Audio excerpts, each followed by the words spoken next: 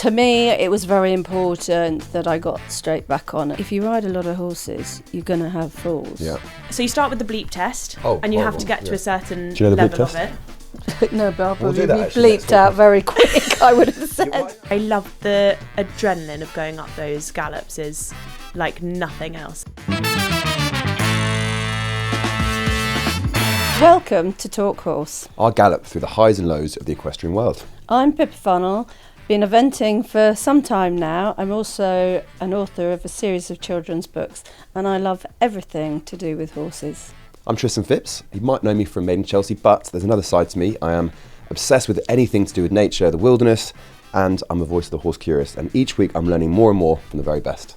Our guest today has got a very varied career, both in and out of the horse world. I think we're going to learn a lot. Absolutely. So whether you're a seasoned rider, a horse lover, or just horse curious like me, this is absolutely the podcast for you. So please do like and subscribe and share this pod as far and wide as possible because it really does help us. But please saddle up and join our equestrian community. And let's talk horse. Tristan, how are you? Hello, Pippa. Very good. Good. How are you? Very good. Little bit bruised. I actually had a tumble last week off a young horse.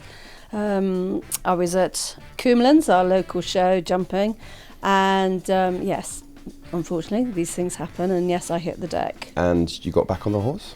I got back on, and then I rode another couple later in the day. So that chat about you, maybe kind of like not hurting yourself anymore, wanting to look after yourself, we had last week. I know. Not doing so well on that one. I know, and I actually read someone posted a comment on the Talk Horse Facebook page, and she said, "Do you ever get frightened?" And the answer is yes. Okay, so I do. How do you deal with a fall like that? Do you have to kind of make a really conscious effort very quickly to process and move on? To me, it was very important that I got straight back on. If you ride a lot of horses, you're going to have falls. Yeah. And, it's part of it. We have to accept the ups and the downs. And as riders, we're human, we can make mistakes, but at the same time, the horses, they're animals and they can make mistakes. And this was a younger horse. And I'm usually the first to blame myself always. And I don't blame the horse, but she just made a slight mistake. And yes, anyway, we're both fine. And you're back on the horse physically and metaphorically. Yes. Exciting but anyway, enough about me, Tristan. Exciting. What have you been up to? It's been a good week for me, actually. I became an ambassador for the Game and Wildlife Conservation Trust, which is good. Very exciting for me. Yeah. That sounds quite an honour. It is, actually. In a nutshell, they're all about rewilding the countryside, working with farmers to work on policy to kind of make the British countryside the best it can be in terms of agriculture and wildlife. So it's really exciting for me to be involved with them. So we had a black tie ball on Monday, which was very fun. Another excuse to get the tux out, absolutely. Didn't wear it today in the studio. That must be so, well, not rewarding, but there's nothing like nature and being in the countryside. And I think what is so tragic, and it really frustrates me, is the lack of respect so many people have for the country. Absolutely agree. When you drive through, and I'm lucky because I ride through the countryside, and the amount of rubbish people throw out. Yeah, I think people don't realise how much of an impact they can have on these kind of environments and how much we all need to get together and respect them. Even if you're living in London, there is wildlife here, there's wild areas, and you need to have that respect for the natural world. Now, our guest today has got several careers, and obviously I've got a few careers. So that made me think. One being I've been going on about it author. For a long time now, but I thought I would bring you. Thank you. The book. So I'm going to give you these books. I'm going to test Tristan in some episode to come. So I'm gonna read these. Stripey the zebra fox. And there are no big words in it, so you don't have to worry about. I do struggle with my big words. I'm going to thoroughly enjoy reading these later, Pippa. This will be I'm not being sarcastic. I'm being serious. And I loved. I have to say, we've just had World Book Day, and it meant so much. I had some gorgeous photographs sent in from people that children went, daughter especially, went as Tilly, Tiger Lily Redbrow, who's the main character. She's the main. And Is she based on you, do you think? Surely. Yeah. Probably, yes. Yeah. But anyway, they went, and I had some lovely photographs because they went to school dressed as Tilly. So that's very sweet. So I think it's about time to bring on today's guest. This week we are speaking to top model, TV presenter and equestrian Rosie Tapner. Now, I can't say I know Rosie that well, but I know her through her presenting and interviewing. She works at London International Horse Show, so she interviewed William and I a couple of times. But I'll be intrigued to learn more about her story, and that's what's so intriguing about these episodes, because you really get to know more about people and lots of different parts of the equestrian world. And I'm very fascinated to hear about all the different aspects of a career. And I don't think there's anyone else who can say they're on the front cover of Vogue at 16. I certainly wasn't. Well, you could be. And also present equestrian coverage for broadcasters like Sky Sports. That's quite a very well-rounded career. And I think she's, very young still, so a lot more exciting things to come. So let's talk horse with Rosie Tapner. Welcome, Rosie. Thanks for joining us. Thanks for having me. I'm very surprised you wanted me, as we were just saying. We were delighted to have you. We are absolutely delighted. And boots on the other foot, because you've interviewed me several times. This time you're in the hot seat. This is terrifying. So many people say that they think it's harder to ask the questions. It's terrifying to be asked the questions. So this is more terrifying than broadcasting to millions of people? Yes, horrible. Because when you're asking the questions, you don't have to think about how to respond to it. You just need to ask it. You do all your preparation, all your research. Did you hear that? I know, that's really scary. You're an expert on you, surely. Maybe that's where we're going wrong, because you say you do all your preparation, all your research. I know for a fact Pippa stays up for hours and hours on a Saturday night researching. Making sure she's got all to a T. Yeah. There's two types of people in life. I have to say, I sometimes do my research and sometimes blag it. There was one show I went up on stage and I was interviewing people. I won't say who, because then they'll know, but there were two people coming up onto stage and I didn't really know them, and I was told I wasn't interviewing them. And so I just said, right, off you go, your stage is yours for 45 minutes. They went, no, you're interviewing us. No. I went, cool, yeah, great. And I didn't even know their names. And you were on stage at this moment? On stage with like 400 people watching. Oh, no. So I started it off with, welcome, so lovely to have you here. Please, for those who don't know you, because I'm sure everyone does, but for those who don't know, just fill us in. Love it. That's a good. Okay, so I'm going to start. Well, for those who don't know you. Great, so you've given me a lesson there. There you go. That's quite a good little. Rosie, for all the listeners that don't know you, just tell us how your passion for horses, where it all started from. So I grew up with horses, like I guess so many people who come from a horsey world. I was lucky enough to have a family that had horses, so I think my sister and I were dumped on a horse quite quickly. My brothers not so much, my dad not so much, but mum and my sister and I just loved it. And we only did it for fun. We evented a bit for fun, hunting and show jumping and all that sort of stuff. So very lucky just to grow up with them. But it was the best childhood ever, because you're outdoors all day long, 24 hours a day. And the best thing is a summer's day when you can bring all the horses in, wash them all, ride them all, and just play with horses. That was the best thing in the world. You don't need to always be on them, but to be around them. And even now, if I've had a long stressful week, just going home and riding, you can't beat it. Cathartic moment. Yeah. It's a lot better than spending your afternoons on your iPad, I think.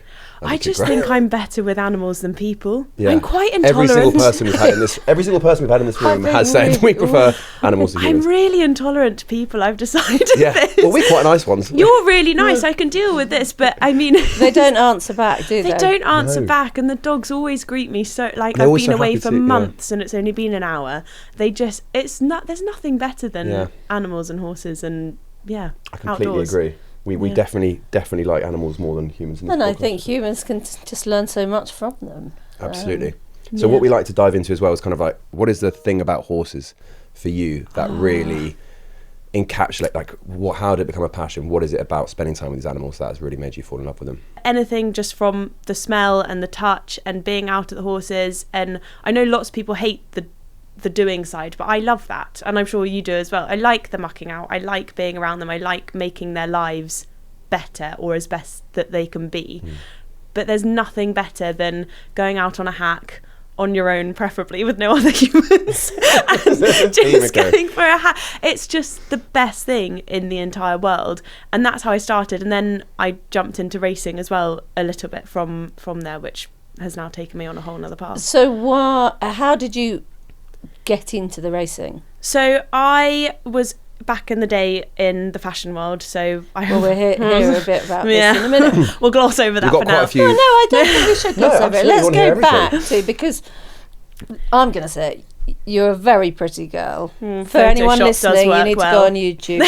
Rosie is a very pretty girl. So you were spotted, were you? I was spotted when I was 15. So on a pony, or no, sadly not. But I was in my riding boots because at the Birmingham Clothes Show. Yes, you've done your research. There you go. You have done. He's done his research. So I was wearing dungarees, tights, and my riding boots. I looked great outfit, epic, strong. And yeah, they spotted me. And actually, one of the agencies had a catwalk that day, and they chose 10 girls that they'd spotted to go on the catwalk at the end of the day and walk up and down, which sounds terrifying. Oddly, I'm more of an introvert than an extrovert despite my job. That was the most frightening thing, because 600 girls from our school were also watching, and I was 14, so to walk in front of all the older girls is terrifying. Did they give you tips how to walk? No, you just walk. Can I just jumped you up when you onto say the walk, stage. We do that every day, don't we? Walking. Yes, but not on a catwalk. Oddly, it's very different on a catwalk. Don't you have a bit of a You've got to have a bit of a swagger. What is I was never how would good on one the catwalk. walk differently to a catwalk? It's one foot in front of the other, shoulders back. Is that not how you do? Arms. Thing is, I haven't done it for so long. Oh, a catwalk. Yeah, a catwalk. What did you think? Well, that's what I'm trying to figure out. We're walking is quite normal. Got it. Walking is a fashion term. On a fashion thing. Got it. Sorry, yes. Sorry. Walking. Remember, I'm the ignorant. Wow, he said he'd done his research. Ignorant. So bad. Yes. So why are you talking about walking like it's a hard thing to do? To be fair, and actually that is, yes, and a catwalk should be easy, but then they shove you in heels, because that was the day with riding boots, very easy, but they shove you in 9-inch heels that often don't fit you as well, which is also what they did with clothes. You have to be teeny tiny. But then that sort of sparked it. So Mum and I said, well, why don't we just pop into one of the agencies? Nothing will come of it. And then a week later I was in New York shooting Balenciaga. And then a year later you're on the front cover of Vogue. And then that happened. So something did come of it. Something did come of it. Yeah, I was in New York about a week later, and I was shooting for Balenciaga. Wow. I didn't know what that was. Quite a cool brand. Do you know Balenciaga? What do you think? Yes, yeah, I really hope. So I knew nothing. Listen. You don't know Balenciaga. I know something more about you than in a podcast. That's the first time it's ever happened. So Balenciaga, like a really cool fashion brand, like all the cool kids wear them. Listen, you are talking queen of the polo neck jumpers here. Correct. Yes, I love a polo neck jumper. Yes, polo neck jumper. Yeah, jeans that I've worn every day for a month. You know, it's.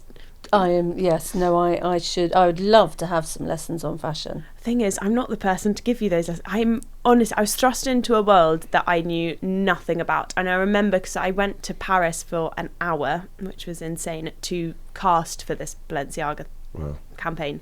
And on our way back, my agent got an email saying, we'd love Rosie for our campaign and we want a 2-year world exclusive on her. Wow. And she was in floods of tears, and I was like, I don't know what Balenciaga is. Huge. And there were girls fainting at the designer when we went in and met him, and Nicolas Gesquet, he is amazing, but at the time I had no idea who he was. I didn't know he was the designer. I love this. So I just met everyone. What I didn't know who these people were, and the first shoot I did with them, they cut all my hair off, put a fringe in, and they razored it so it was uneven and took all the kind of blonde streaks out of it. I would have cried. Did you cry? God. I didn't on set because I was only 15 as well. I didn't on set because I thought you're at work. So I said, oh, I look awesome. I look like a rock star. And then I left the shoot and burst into tears in my hotel room because it was just all over the place. But that was just... And thought you want to go back to your ponies? Quite like to go back to my ponies and actually quite like to go back to school.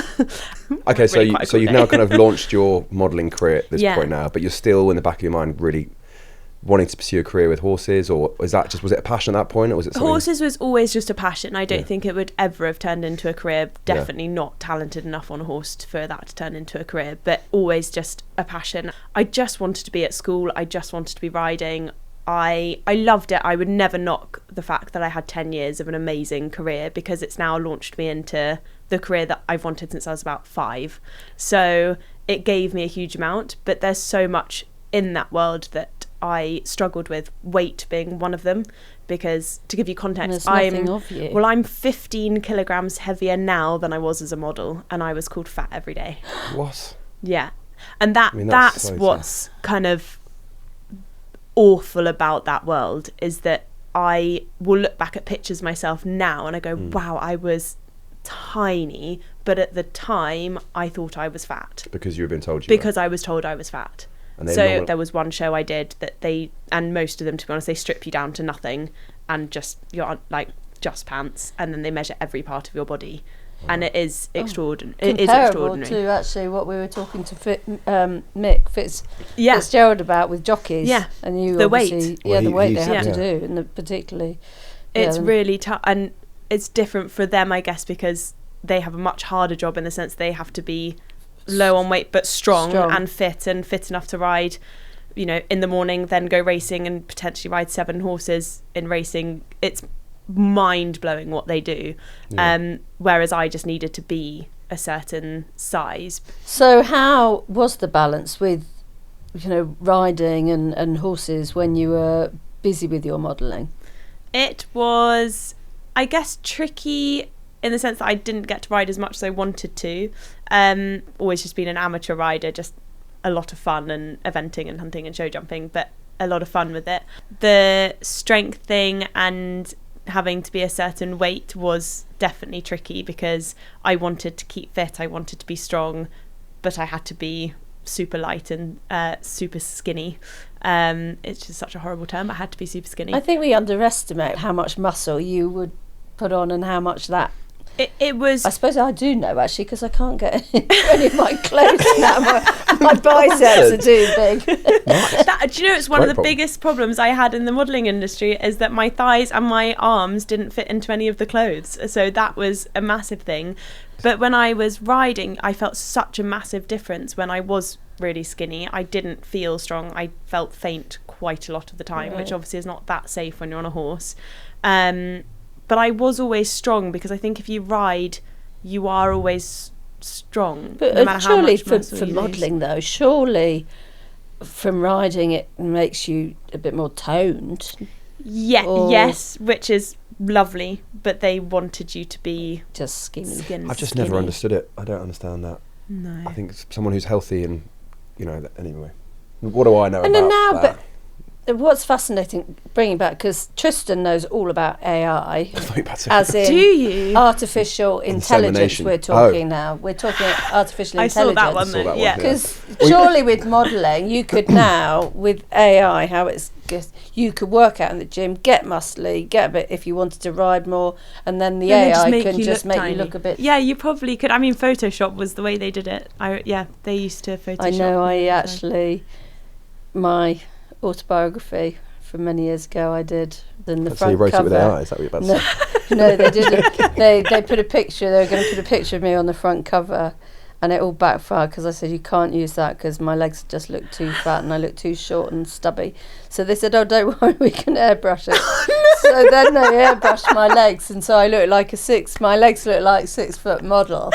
And it completely backfired, because when people saw the book, they go, God, you put on weight. Oh no! When they then saw you in person? Yes. Oh no, that's awful. We're going to have to find this photo, I think. I don't even know how to edit pictures anymore. Just take it and see what happens. Let's just normalise being normal.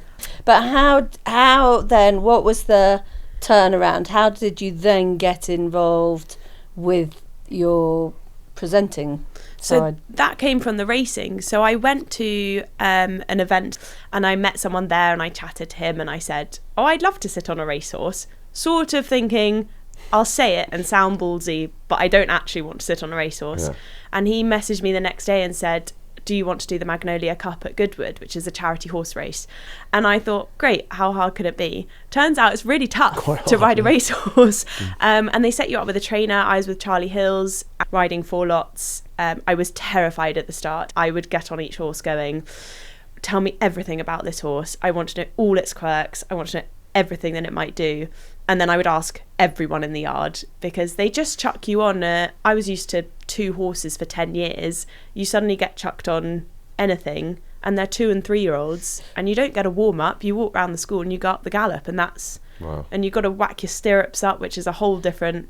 And you want to, I know with racehorses, you when they're going quick, you want to pull on the reins to slow them, but they go quicker so you actually have to loosen the rein. You have to loosen the rein. You have to start off with a longer rein, and you're up quite high in your stirrups. Again, that took me a while until Charlie said to me, "You are not allowed on that gallop anymore unless your stirrups have gone up 5 holes," because it's actually safer to be up high, because you use your body as a leverage to slow down, to effectively keep control of them. Because if you move I don't know if you've seen any racing, but near the end of the race, the last 2 furlong or so, jockeys will start changing their hands and shortening their reins and moving their hands a lot. So those horses associate that with let's get going. Yeah. So if you do that when you're going up the gallops, then you're going to goodbye. See you later. So you had to completely adapt to your style of riding. I had to totally change. And again, I wasn't a brilliant rider anyway, but I went into the yard and I just said to everyone, I'm going to pretend I've never ridden,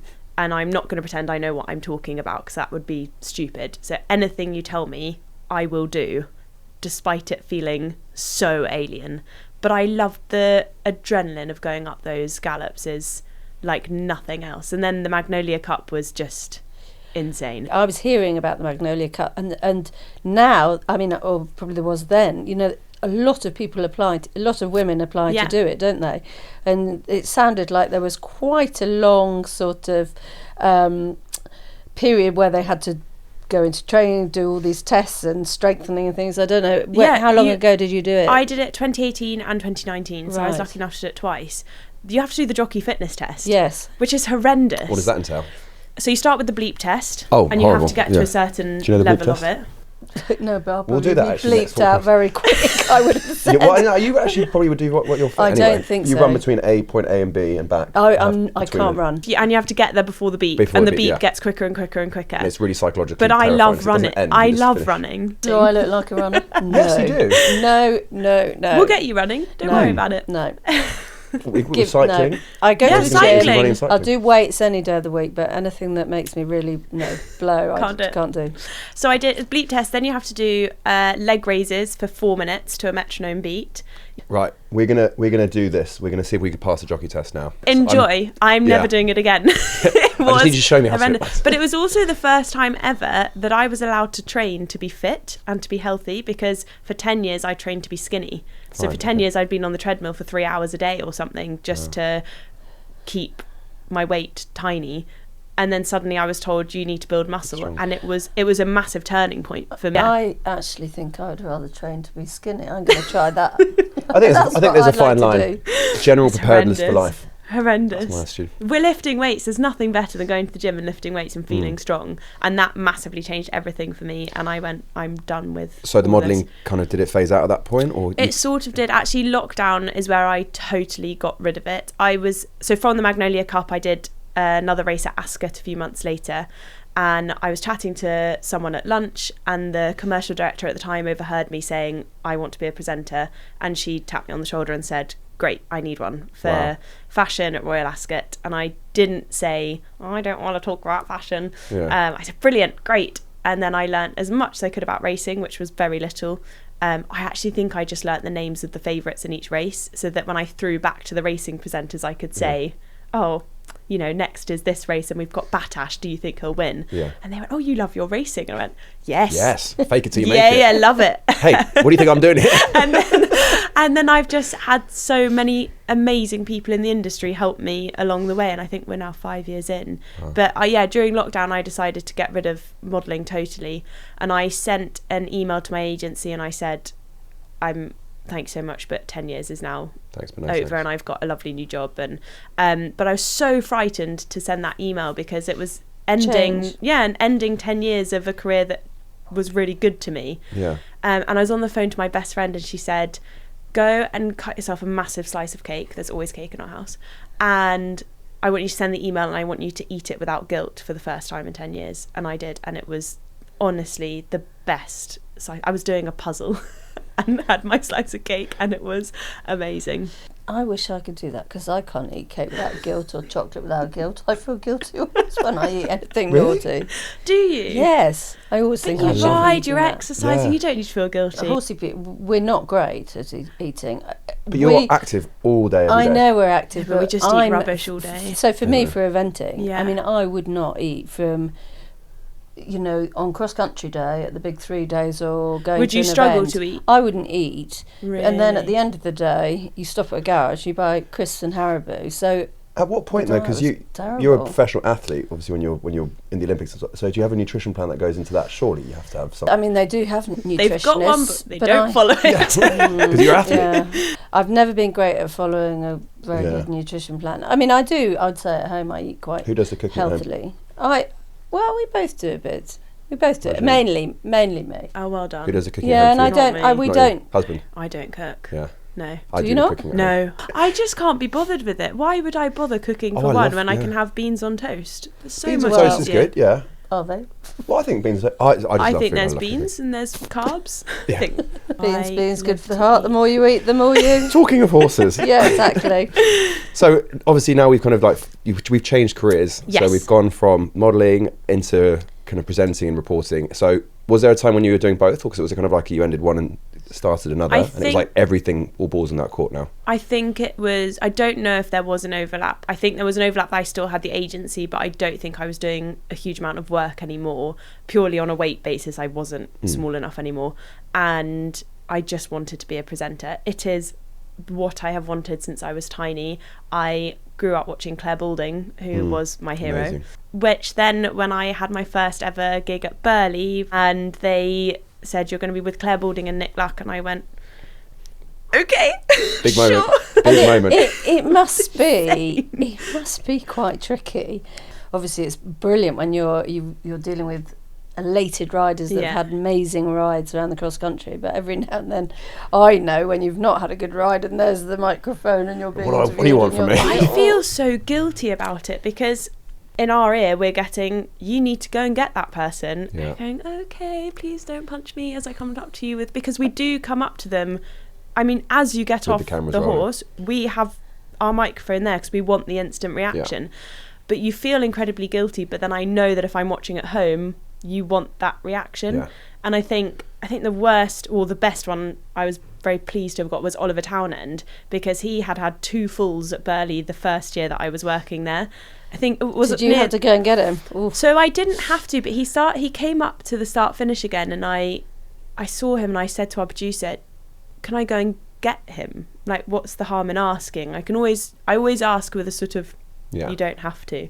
And I said, listen, I'd love to just chat to you about the day, but no stress. And he was like, no, absolutely, I'll give you an interview. And I went, oh my God, this is amazing. And he gave Maybe me because you're so pretty. well, I'm not sure about that. or nice, because if you do it in a nice way, I imagine it's quite a...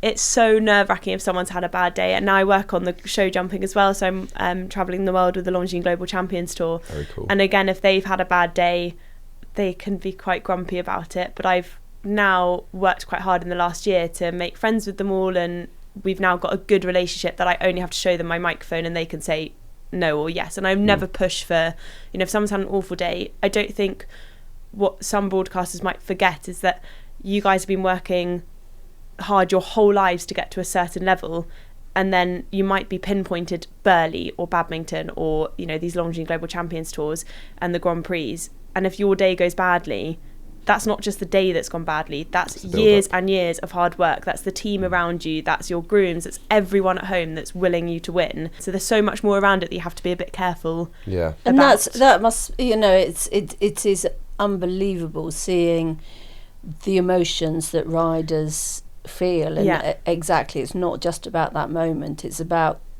you can tell the years that have gone into producing. So if you haven't won on that favourite, or it's so you have hard. one, it's incredibly tough, isn't it? To jockeys might have to try and explain themselves, and in the heat of the moment, sometimes you've just got off, you're huffing and puffing, you have to be, I mean.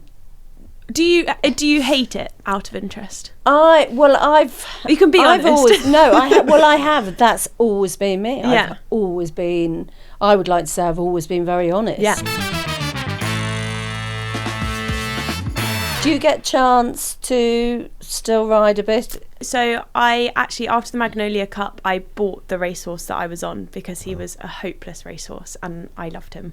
So I bought him and retrained him and had him at home for a bit. We sadly had to put him down a year and a half ago now. So he went, but I've got we've got a lovely homebred eventer at home, and I've been riding Mum's Hunter the last few weeks as well, which has been really fun. So we've been out 2 or 3 times a week, which has been amazing. So I do get time, but I think Cheltenham's sort of my real kickoff. I was in Saudi a few weeks ago for the Saudi Cup, but this is now the kickoff of my year. So I go Cheltenham and then I go to Mexico for the Global Champions Tour, and then Madrid and Saint-Tropez and all these crazy glamorous places. Tough really hard. Destinations. That sounds awful. But luckily the horses are at home, so I'm very fortunate. Mum takes care of them. Tell the listeners a bit about the Global Champions Tour. So the Longines Global Champions Tour is show jumping, and it's 16, hopefully I get this right, it's 16 weekends of the year, and lots and lots of riders and horses. There are 2 aspects of it. You've got the teams aspect, which is the Global Champions League. This year there are 17 teams actually, which is a lot more than normal. And then you've got the individual side from all over the world. You have the professional, top riders. don't you? You have top riders and a young rider. You've got top riders, and they have to have an under 25 rider in their team. But these under 25s are extraordinary. I mean, they're going to be... It's exciting to see them because you know that you're watching the next generation coming through, which I think we are seeing a massive shift in the eventing world and show jumping, that the next generation are starting to come through, which is really exciting to see. And it's an incredible tour, 16 weekends. You've got Grand Prix every weekend, which is again a massive deal. And as you say, very glamorous places. Very glamorous places all around the world. I'm not sure. It looks very glamorous. I think from our side it's probably not as glamorous. Yeah, but showbiz. It looks very glamorous, but it is. I'm getting to interview and make friends with the top riders in the world. You know, Christian Kukuk, who won gold at the Olympics. You've got Henrik von Eckermann, who I think is still world number one, with King Edward, and then young Harry Charles, exactly, who went to the Olympics and then came to a Global Champions Tour in London 2 weeks later and won gold in the Grand Prix. It's an extraordinary tour, and we've got an all-female team now. Can Stars, powered by Iron Dames, they came through last year, but they said in an interview, we're going to be top of the podium, and everyone was going, sure. And that is what's so special about equestrian sports, is that men and women they're equal. Yeah, can compete on equal terms. But they did at the end of the 16 weeks or 16 weekends. They were top of the podium. No one could catch them. They were annoying every single team because they were just winning everything, or they were in the top 5 every weekend. It was extraordinary to watch, and they've gone to Doha this year, and they won Doha. Wow. So they are just a lot of talent then. Good girls. Yeah, good girls. But you're so right on the equality thing with horses. I think it's one of the only sports, as soon as you put your riding hat on, it just doesn't matter who you are, what you're doing. If you've got the talent, that's all that matters. And I think you see so many top riders are female, and that's exactly what it should be. And now in racing as well, with Rachel Blackmore and Holly Doyle and so many others that are coming through, that it just doesn't matter at all. And it just shows that it's not, with horses, it's not about strength. No, it's not at all, although we are very strong. I do.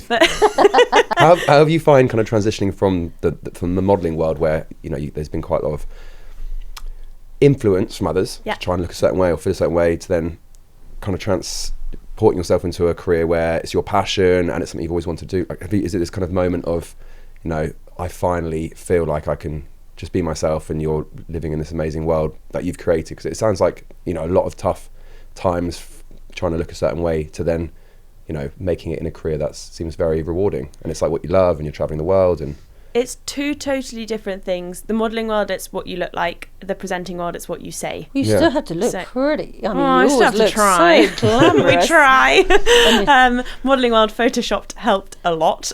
I'm sure not. But I think now what I love about it, it's using your brain. The modelling world, when I was in it, you're standing for 14, 15 hours a day in front of a camera. You're not really meant to say anything or put input in because you're just a clothes hanger. I'm sure it might have changed by now, but when you're sort of a clothes hanger. I was always treated very well, I do have to say, on sets, because I was very lucky to be doing amazing shoots, and I had the best time when I was actually on sets. It was just the around it that was tough. But now getting to use my brain is so much fun. I love the research. I love figuring it out. I love standing in front of a camera and they're counting you down, and you honestly, when they go 3, 2, 1, my brain goes totally blank and I think I don't know where I am. But then it all comes out. So it was the same thing with names. It's just awful for me. I can't do names for some reason. And at Royal Ascot, we get thrown random people and big celebrities, and I know them all, but for some reason your brain just goes. Your brain just shuts off, and it's horrendous. I've had horrendous. That feeling. It's so scary when that happens, and you're going. Well, alongside happens. me now is, and I go. Introduce yourself. I don't know. and that actually has happened quite a few times. So many times. It's so awful. And you break out into, and it must be awful because you break out into sweat. Hot sweat, and you're wearing something that I've borrowed, and we've all been sweating. there. And you've got a massive hat on that's been sewed into your hair since 6 o'clock in the morning. Can't agree with that again. I can't. But it is, it's such a shift, and I was just very wary not to come into it all guns blazing, pretending I knew what I was talking about, because I didn't. Yeah. And I think the best thing to go into a new industry is to just listen to humble, everyone and ask their advice and ask their opinions. And I'm very lucky that people have been kind to me in it and have been helpful to me, which has been huge. Another humble horsey person. But do you not? No, but it's true. You can't go into it with that attitude of knowing everything. But I think I've had situation. I'm just going back because you break into hot sweat. It's horrendous. I had just recapping on a story I had that happened to me once. It was a couple of days. I'd won badminton back in 2005. I remember the exact date. We had a big party because someone had a marquee up, and they said, if you want the next day, you can use the marquee. Brilliant. Big party. And then my husband booked us in to give up smoking, to be hypnotised. And that night... The day after the party? Yes. Probably quite a good time to do it. 2 days after badminton. Like a hangover, that so. night, I had to go down to Cirencester, where I had to do an after-dinner speech in front of a lot of students. Oh, no. And anyway, halfway through this talk, I completely forgot what I was talking about. And I broke out into a complete muck sweat. Oh no, what did you do? And I didn't know what to do. And there was a room full of people looking at me, and I had a complete blank. And in the end, I said, listen, guys, I'm really sorry. You've got to understand, I had an amazing weekend. I had a party. This morning I was hypnotised. I don't know whether I need a cigarette or I don't need a cigarette. I said, I don't know who I am, where I am, what I'm doing here. I don't know whether I'm still hypnotised. I said, and I've forgotten what I'm talking about. Can someone please remind me? That's so good. And luckily someone was listening and did remind me what I was talking about. So then I was on my way. But there's nothing worse. Oh, it's the worst. And not be able to get out of it as well. And it actually made me realise that people know that we're human. And I know we tipped very briefly that you had a horse out of training. Yes. And I think that's a brilliant thing that is getting busier and busier, the RRRs and the retraining of racehorses. And actually I had a wonderful horse that in the Racing Post they said it was the slowest horse to look through a bridle that I bought from a great friend of mine, Ben Case, who's a trainer, and it went eventing, and I had a great career. Mum and I had him, and he actually was placed at the European Championships. I mean, he was a slow racehorse, and eventing, he used to be really slow going away from home. As soon as he turned home, it was like a rocket. Which is the perfect event in the end. But no, I mean, it's great. There is a second career for an awful lot of these horses. The ROR do such an incredible job now, and I know that they've got... I was actually looking the other night because couldn't sleep, so I was looking for another horse. But I was looking, and they have all these amazing horses on there. They're very careful about who they pair them with, because they do need to be paired with the right people. I was lucky. My one, Andy, such a bad name for a horse, but he was called Andy, and he was slow, and he didn't love to be ridden the whole time. He wanted to probably be more of a pet. So I would, me being away for 4 weeks, maybe he would live out in a field with my other old boy who has just now gone, age 30, but they just loved it, and I would bring him in from the field, ride him after 4 weeks, and he'd be exactly the same as if I'd ridden him every day. So for me, he was perfect, and for him, I was perfect, because he didn't want a stressful life. He just wanted to be a happy sit hacker out in the field and sit out in the field. But they are, and ROR are incredible, and these horses, I think people don't realise that when they are racing, they're on a high sugar feed, high protein, so they're doing it for their job that they're having to do. They need all that energy to be able to race, to be able to go up the gallops every day. When you get them out of training, you take them off that feed slowly, obviously everything all measured, and they just turn into the most beautiful, wonderful, laid-back horses.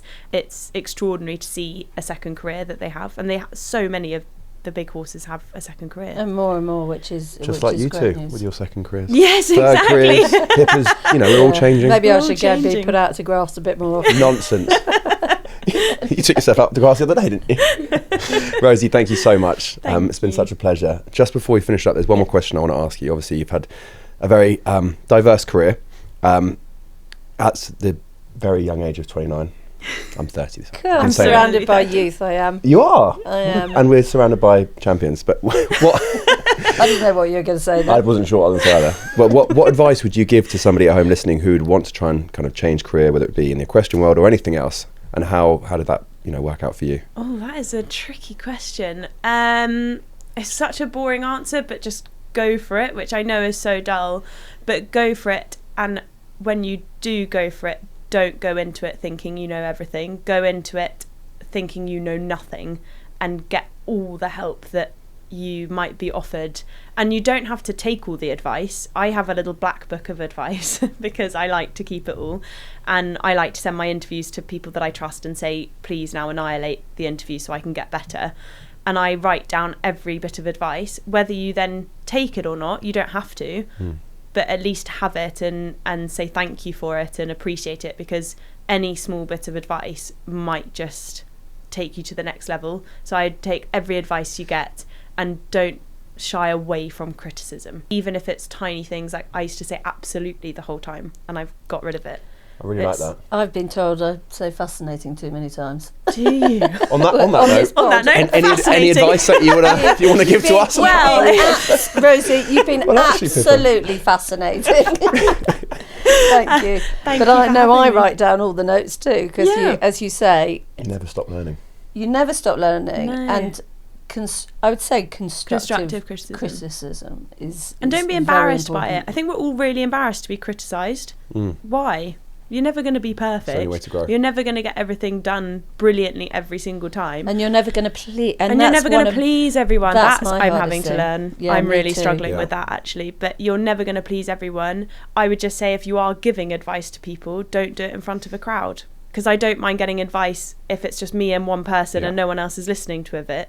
But if it's in front of a crowd and you're being critiqued, it's not ideal. That's what I always say. So don't criticise in front of all the listeners. I would never. Exactly. Don't criticise. But on that, I am going to send you a short questionnaire after this. Oh, great. Feedback. I'll be very honest. Thank you. Thank you so much, Rosie. It's been such a... It's been brilliant. It's been a pleasure. Really great. Thank you for having me. Fascinating. Absolutely. You do actually say fascinating quite a lot. I know, I've been But told it's a good it. word. It's a good adjective.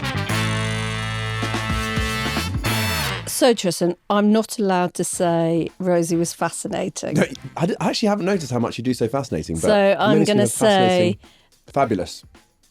Rosie was fabulous, gorgeous. Maybe stick to fascinating. And again, it's so great to hear the stories behind people I know, within the equestrian world. Obviously, she's very much a key presenter now. But it's just really interesting to hear about how they got into it. And Yeah, her journey's fascinating. It's... I'm allowed to say it because I don't say it that much. No, No, it's really interesting women. 29 years old, achieved so much already. I love how diverse our guests are in the sense of kind of where their backgrounds are, kind of what their passions are. Obviously, the equestrian world is the key one, but there's so many different avenues and ways you can kind of be involved in this world that isn't just sitting on the back of a horse. Yeah, exactly. And it sounded like very much the reason why she got into it was that early passion when she was a kid, grooming her ponies, playing with the ponies, Being riding hands-on. a little bit. the adventurous background. Exactly. And also great advice at the end there, you know, the advice for our listeners, you know, just do it, take the advice. And I really like how humble everyone in this world seems to be. It is a really, really nice little equestrian community we've got here. And I'm putting myself in that equestrian bracket. So if you've loved us talking horses, make sure you join our equestrian community so you never miss an episode. Absolutely. And please do leave us a review because it really does help us spread the word. Please continue to tell us your stories. Any guests you want on the show, we're more than happy to hear and get them on. And we love hearing from you. And yeah, let's have some more. Bring on some more guests. Absolutely. And if someone was to email us, Pippa, what would our email address be? Now our email is info@talk-horse.com. Absolutely. So please do join in the conversation because we've got so much more horse talk to share with you. Bye for now. Bye.